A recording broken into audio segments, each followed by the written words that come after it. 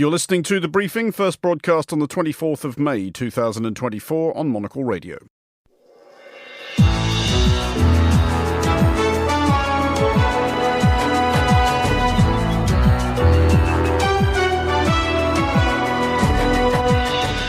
Hello and welcome to The Briefing, coming to you live from Studio One here at Midori House in London. I'm Andrew Muller. Coming up on today's programme. You see that the Russians hit the factory, which was a printing house.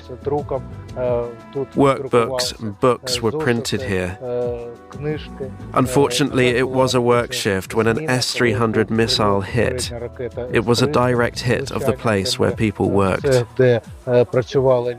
Kharkiv, Ukraine's second biggest city, under renewed Russian attack. Also ahead, what does Saudi Arabia's ambitious reform program actually look like up close? Later in the show, we'll wrap up the latest business news and... This is the fight for the soul, and you're helping the soul to win the fight.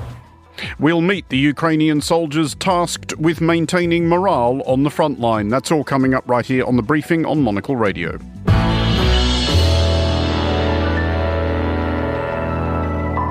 And welcome to today's edition of The Briefing with me, Andrew Muller. Kharkiv, Ukraine's second biggest city, increasingly appears to be the current focus of Russia's rage. Yesterday, at least 7 people were killed in Kharkiv by a Russian missile barrage, and people have been advised to remain in shelters.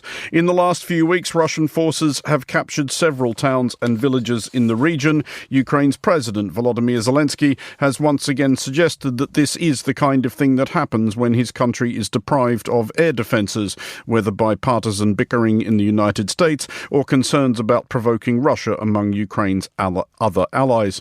Well, joining me now from Kyiv is Ada Wordsworth, the co-founder of HARP, a grassroots project repairing homes in eastern Ukraine.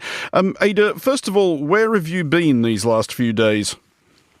Hi, thank you so much for having me on the show. I'm currently in Kiev, but I've spent most of the last 2 weeks in Kharkiv. I got back a few days ago, both spending my time in the city and in the villages north of the city going towards the border, which is where my team predominantly works repairing homes, but where also most of the fighting is currently ongoing. What can you tell us about life in Kharkiv now? Because it was hit very hard at the outset of the Russian invasion. A lot of people left, but then a lot of people went back. What's it like now? Yeah, I mean, I think the strange thing about Kharkiv now is that the atmosphere in the city is very like what it was 2 years ago when it was on the front line. There's the same tension, there's the same fear. These constant attacks are really impacting people's psychologies. But at the same time, 2 years ago, there were only a few 100,000 people in the city, whereas there's now over 1 million. And so you have this strange dual reality going on there, where on the one hand, people are so tense, they're so afraid, there are constant shellings. But on the other hand, lots of cafes are open, lots of bars are open, and people are really trying to live their lives as best they can, despite the terror that's being inflicted on them. I mean, Ukraine's government in Kyiv is trying to project the idea that Kharkiv is safe, relatively, that at least in as much as that the Russians won't take it. Is that faith shared among people in the city? I think that there is a faith that Kharkiv won't be taken, that the city won't come under occupation. But the real risk now is that it comes within artillery range, which is the situation it was in for the first 6 months of the war. And the Russians have advanced quite close to that point of artillery range. They only have to go a few more miles to get there. And once that happens, the city will effectively become unlivable in. I mean, the nightmare scenario obviously being Russia doing as they have done in Mariupol and elsewhere and simply levelling the city if they can't take it. But that in mind, are people talking about leaving again? I think the city is definitely decidedly emptier than it was a month ago. People have left. But I think the people who are leaving are predominantly a very particular subsection of Kharkiv. It's people who came back with children who now want to take their children out of harm's way. For the most part, people are planning on staying. Everyone I work with there, all my friends there are planning on staying. They're evacuating their main documents to family members elsewhere in the country. All their most important possessions are going there. But they are physically staying and they're just loading up on fuel and other supplies in case the worst happens. I mean, obviously people's priority in a situation like that is, their own personal survival and trying to maintain as much of their own lives as they possibly can. But Are the wider politics of this registering with people in Kharkiv? Is there resentment of the fact that one of the reasons this might be happening is that they have been deprived of air defences by, internecine wrangling in American politics? Yeah, completely. There's massive resentment going on in Kharkiv right now. Kharkiv, so many people came back to Kharkiv and to the villages around Kharkiv because they really believed that it was safe now. They believed that the border was well defended, that the weapons were there. And the fact that, you can watch videos of the Russians just walking over the border so freely just proves that that wasn't the case. And so there's massive resentment both towards Western partners not providing these weapons, not providing air defense. The fact that Kharkiv still doesn't have a Patriot air defense system is really felt there. People are furious about it. And there's also resentment towards the Ukrainian government as well, that people feel that they were told that it was safe to go back somewhere, which clearly it now isn't safe to be in. I mean, the other thing that I know is rankling with Ukraine and doubtless with Ukrainians is the restrictions that some of Ukraine's allies are seeking to place on how Ukraine can use the weapons they've been given. The idea that they shouldn't use them to strike targets inside Russia. If that restriction was lifted, would Kharkiv be safer? Yeah, completely. That is, I would say, the main issue facing Kharkiv right now is that Kharkiv isn't able to defend itself. The troops around the city and on the border aren't able to defend themselves. For months now, they've been watching, 30,000 Russian soldiers en masse on the other side of the border, and they've been unable to do anything about it. If they'd been allowed to just hit those locations a few months ago when they first gathered, we wouldn't be in the situation we're in now. And it continues to be an issue to this day because the missiles that are being launched at Kharkiv, because Kharkiv is so close to the border, they can't be intercepted. So the only way you can stop them is by hitting the launch point, which is in Russian territory. And so by failing to allow Kharkiv to do that, by failing to allow Ukrainian troops to do that, the West is tacitly accepting that this city will be leveled to the ground. And just finally then, what do we know about the fighting that is occurring now in towns and villages in Kharkiv's vicinity? I think things have stabilized compared to how they were a week ago. There were a lot of gains made in the first few days of this offensive on the Russian side. They took about 13 towns and villages.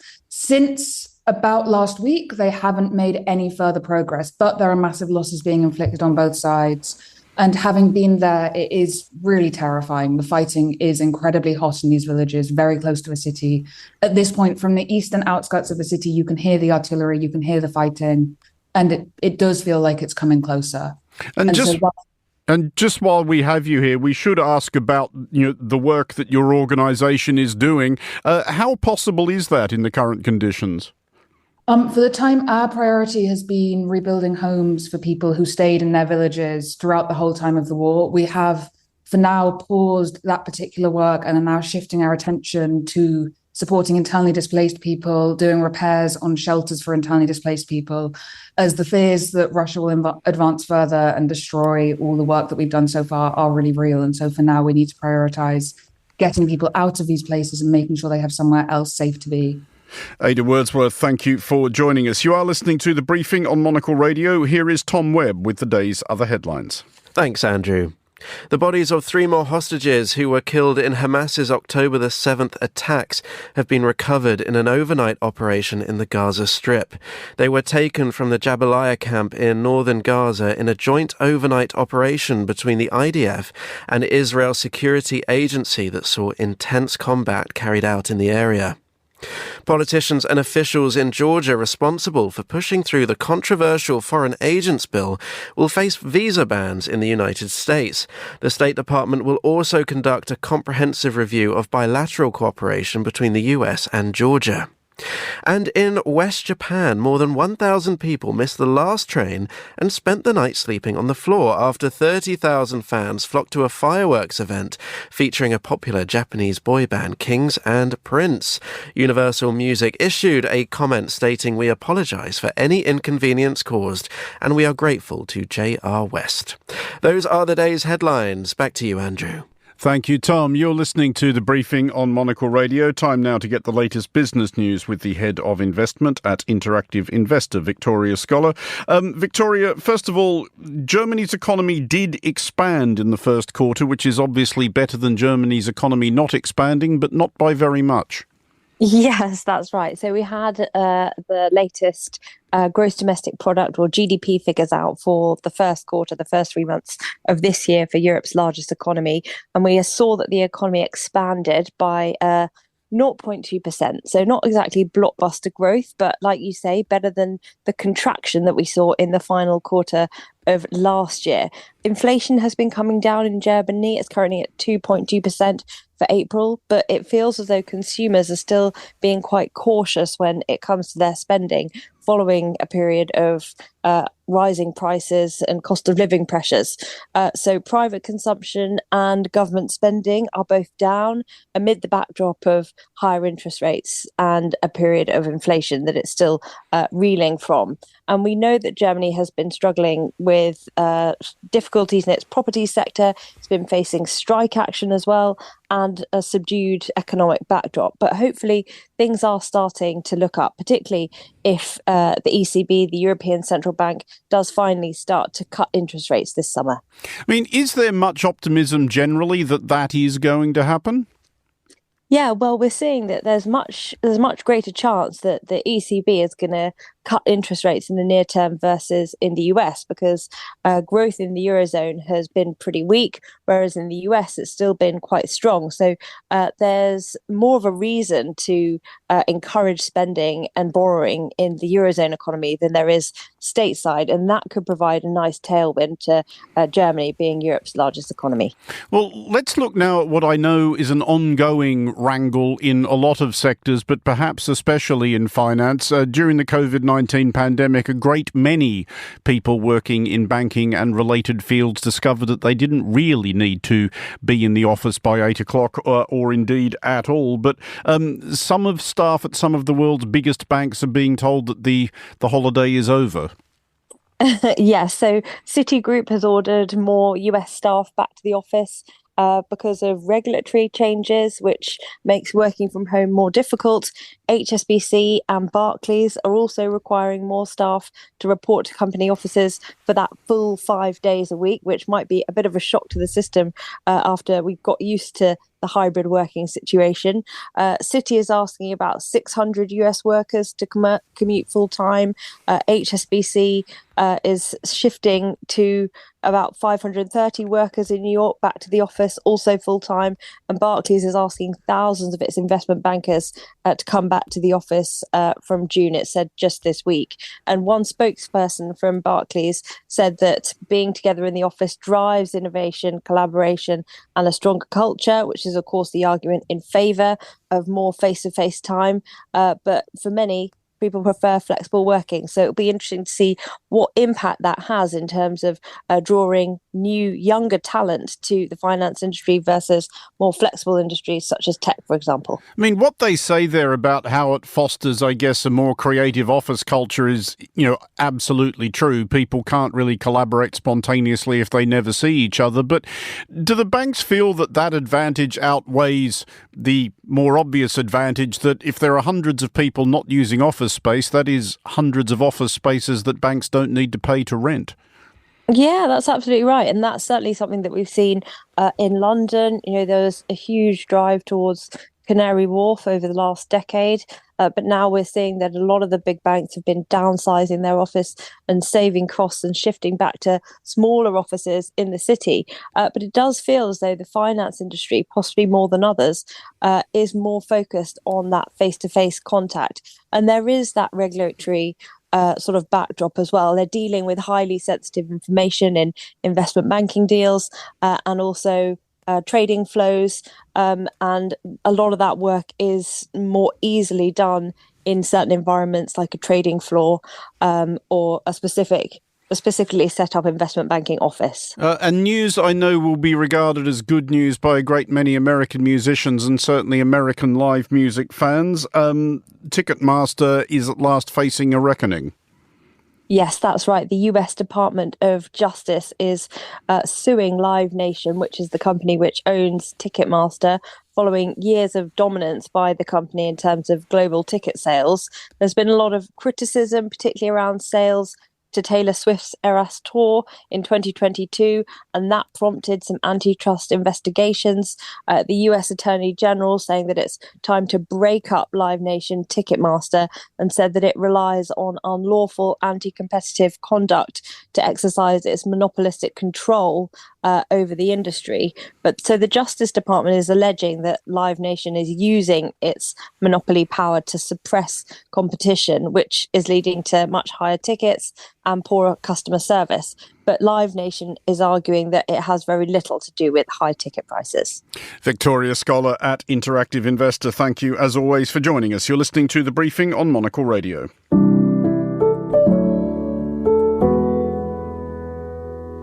You are back with The Briefing on Monocle Radio, and it is 8 years since Saudi Arabia launched Vision 2030, an ambitious programme of reforms intended to reduce the country's dependence on oil and perhaps nudge its general social mores in the direction of the 21st century.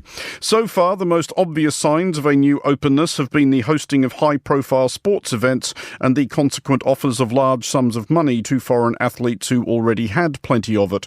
6 years from its intended realisation, what does Vision 2030 look like up close? Well, joining me now from Dammam is Navina Kotur, usually Monocle's Nairobi correspondent. Navina, you are in Dammam, which is on Saudi Arabia's coast. What's it like?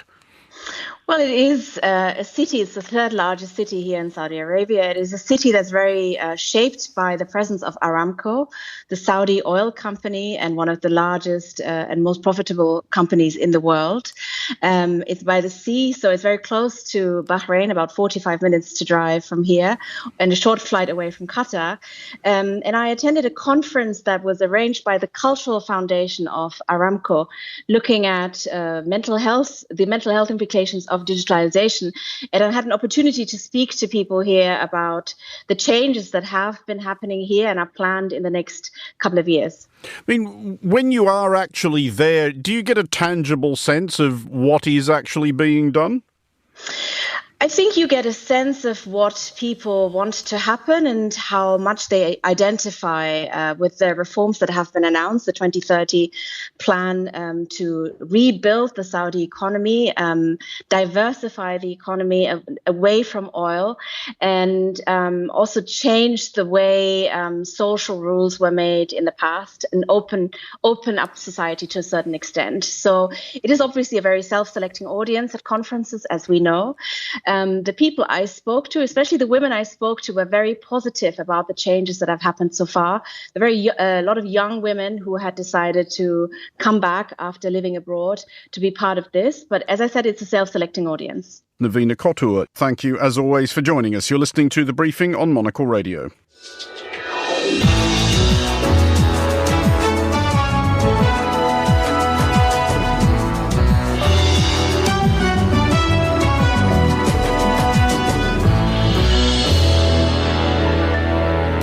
You're listening to The Briefing on Monocle Radio. More than 2 years since Russia's invasion, Ukraine is now struggling to recruit soldiers. A new mobilization law, which took effect over the weekend, will help replenish the front lines. But pushing back against Russia's latest offensive requires more than manpower. In addition to weapons and ammunition, soldiers need motivation and hope. One unit within Ukraine's armed forces with the task of delivering exactly that is called Cultural Forces. Correspondent H.J. Mai met with members of the unit in Washington, D.C.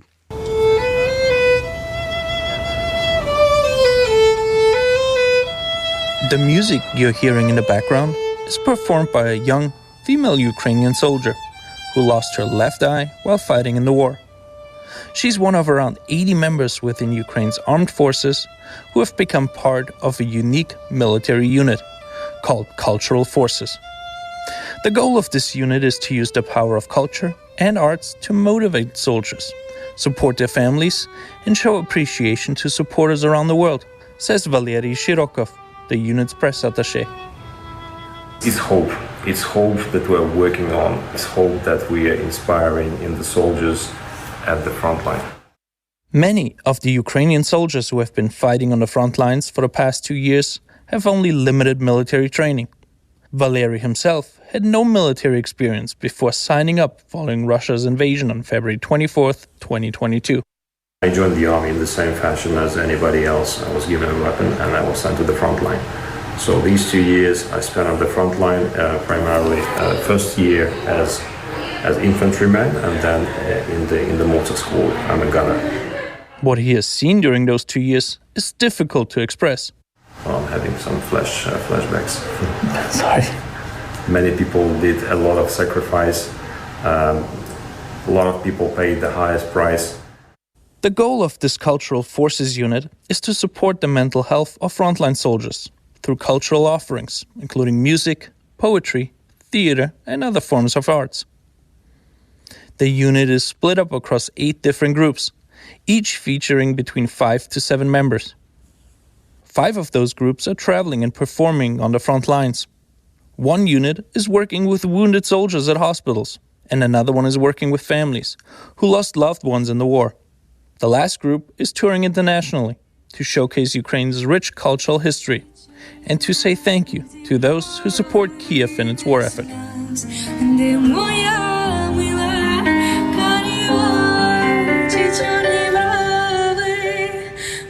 This latter group is currently traveling throughout the United States.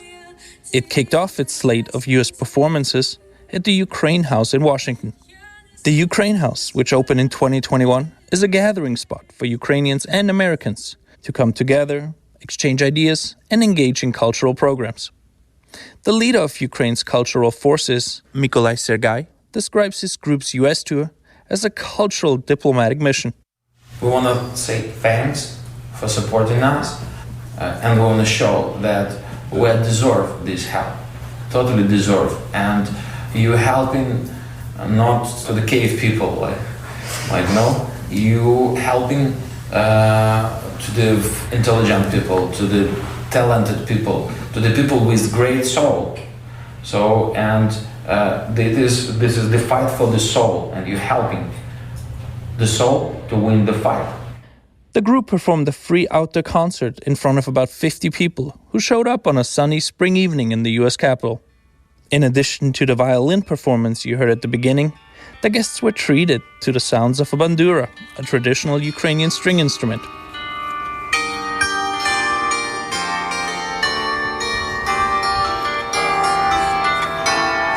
It also featured the voice of Yuri Ivashkevich, who gained fame as a vocalist and soloist of the Zaporizhzhia Philharmonic.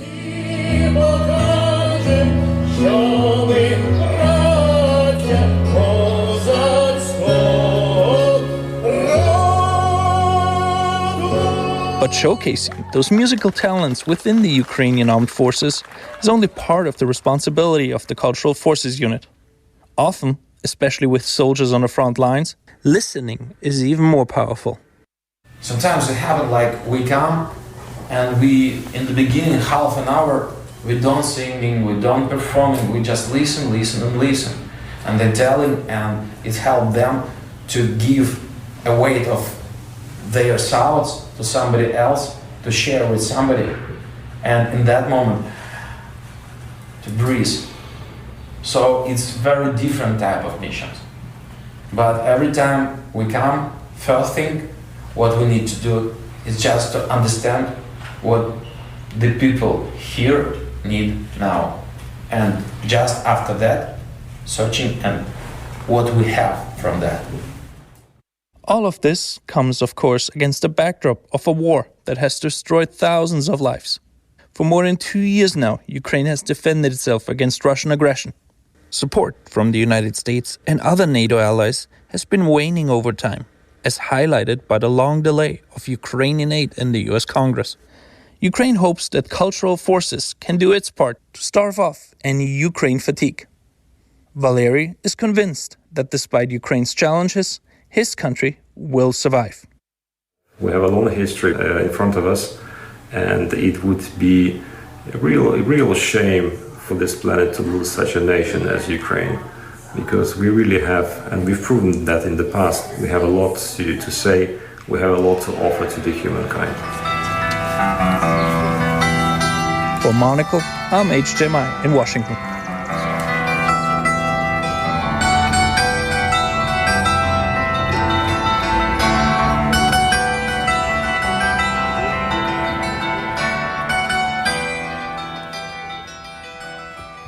You are listening to The Briefing on Monocle Radio. Finally, on today's show, it's time for our weekly survey of what the last 7 days have taught us.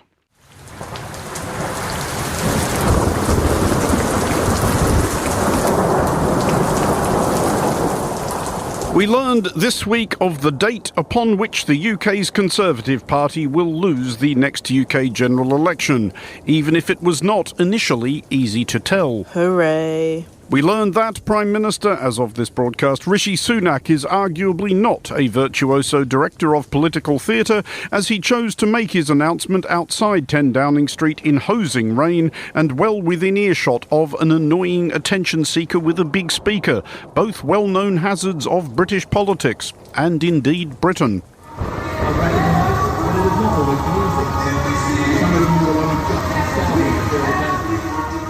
Here's how that unanticipated sonic backdrop goes properly.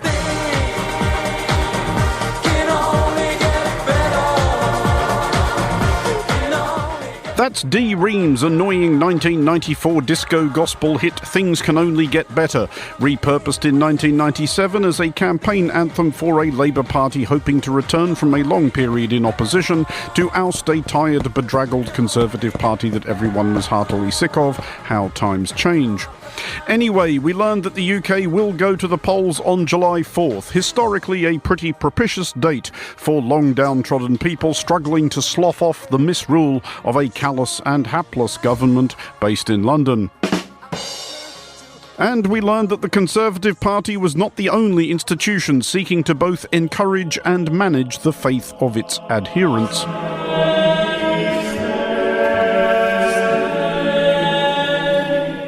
We learned of a commendable stand being taken against the cynical exploitation of the vulnerable and credulous by quacks and mountebanks flogging dubious supernatural phenomena as manifestations of the holy.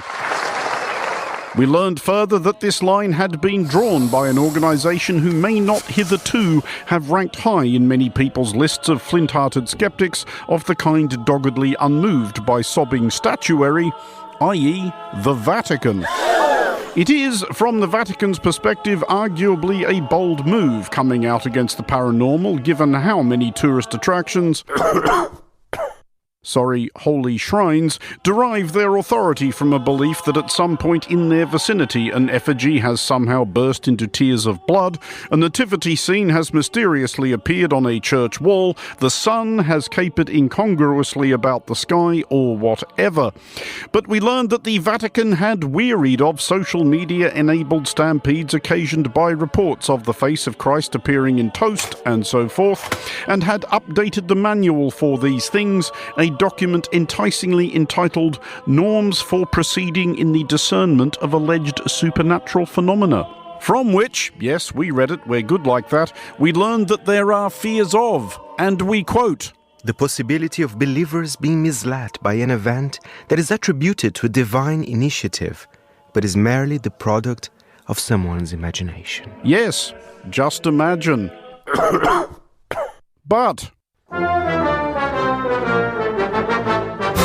sticking with the subject of unlikely apparitions credited with virtuous qualities by glassy-eyed acolytes to the bafflement of all sane persons, we learned that we were to be deprived of the spectacle of former US President Donald Trump testifying under oath in his current trial on charges of cooking the books to occlude a hush money payment to a porn star.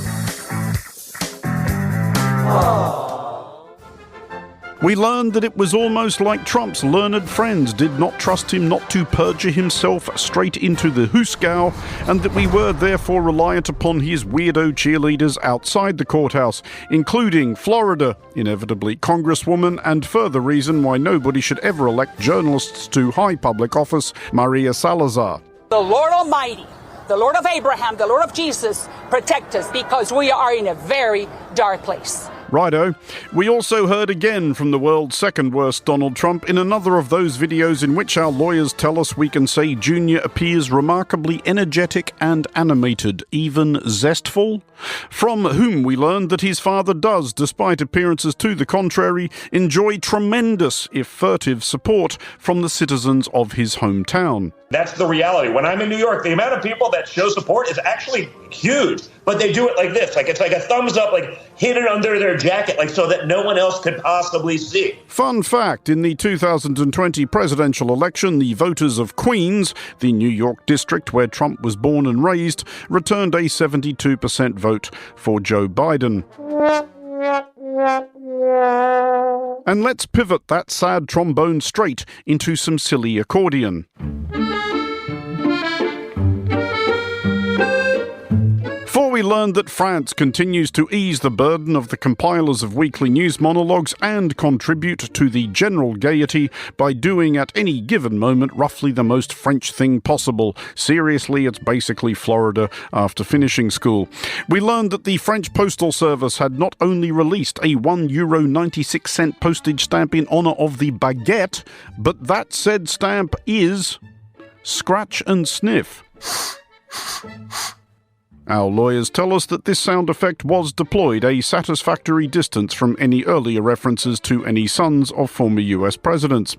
So we learned that between this and the recent granting of UNESCO World Heritage status to the baguette is on a roll.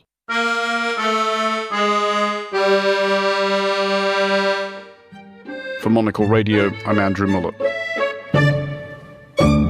And that is all for this edition of The Briefing. It was produced by Tom Webb, our researcher was George Ruskin, and our studio manager was Tamsin Howard. The Briefing returns on Monday at the same time. I'm back with The Daily at 1800 London. Thanks for listening.